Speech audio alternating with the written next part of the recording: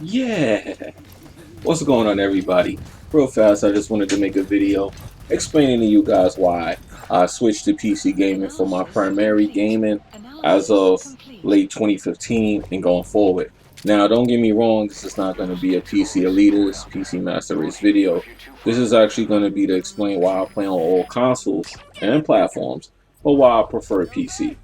Okay, recently, you've seen from the PlayStation Experience 2015, there were a few people who were let down. I would say the majority of people were let down.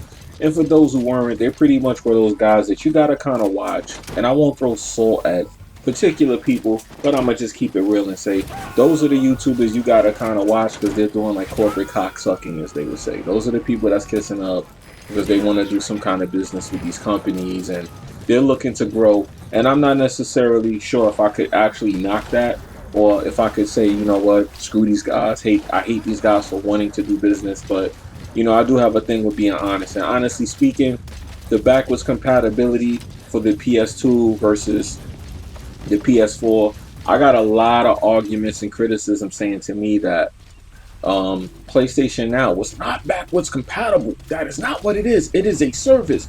And I was trying to explain to people that no, it's an app and it's a backwards compatibility substitution for your PS4.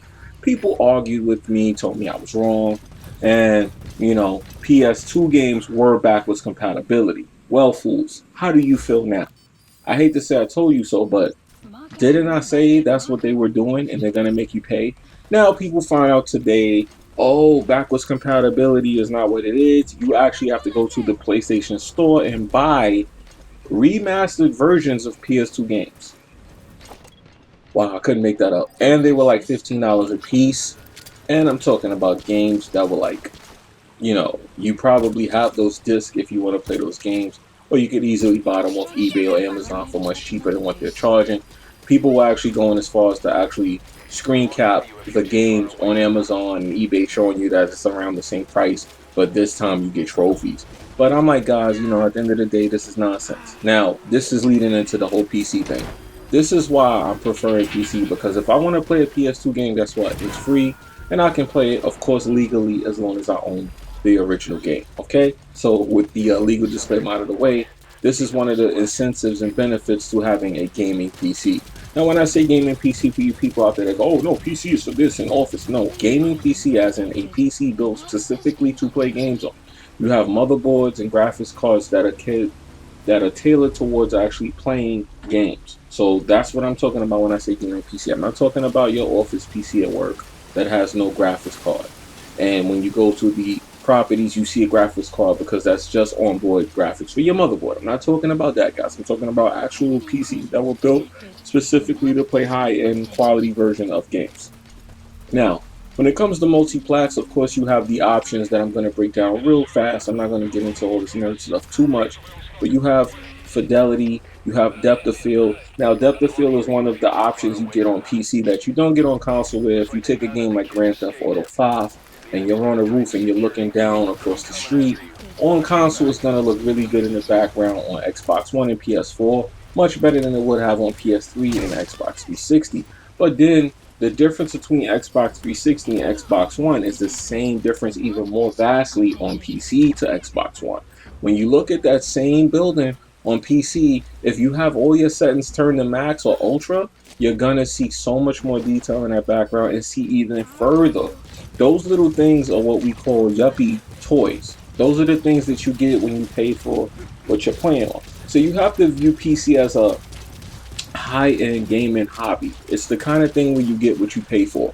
A lot of people think PC sucks, but it's not really that PC sucks. It's that PC is kind of expensive. It's like the guy who can afford the red Porsche at 40 who's having a midlife crisis, and he's having a midlife crisis because he couldn't get it at 20, so he got it at 40. That's kind of what the PC thing is all about. So with that being said, that's the situation here. You have higher resolutions than 1080p, you have higher frame rates than 60, and you have so much other graphical options like bloom, lighting, the stuff that you guys are now learning about on console. You've been had this stuff on PC and you can adjust it. So I'm still gonna game on my consoles. You know, I love some console exclusives like the Naughty Dog games. I love those. Everybody knows that if you know anything by now, if you pay attention. there's gonna be always games that I'm gonna play in console, so I'm not like totally shitting on or banning console. I'm just saying that PC is where it's at for me. I get to play all of this stuff without these shenanigans that these consoles are coming with.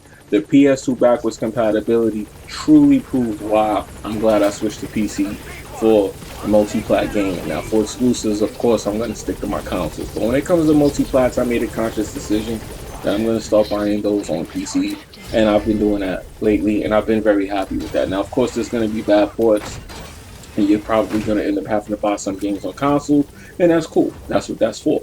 But when it comes to my primary go-to choice, I'm picking PC, and I suggest you guys start doing the same thing. If you got any questions, or you want to know how to get into this, or you want to figure out what's a good rig, or any of that stuff, or you want to make videos about that, gladly I will.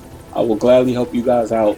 As far as knowing what to do and everything, there is a learning curve. You can easily waste money and buy a terrible optimized PC and be very mad at me and anybody who tells you PC is good because you made a bad decision. So I do suggest whoever you trust or you go to for these videos or that in real life, you definitely speak to them, because there's a lot of mistakes to be made in PC gaming because it's so much more of an open field than console.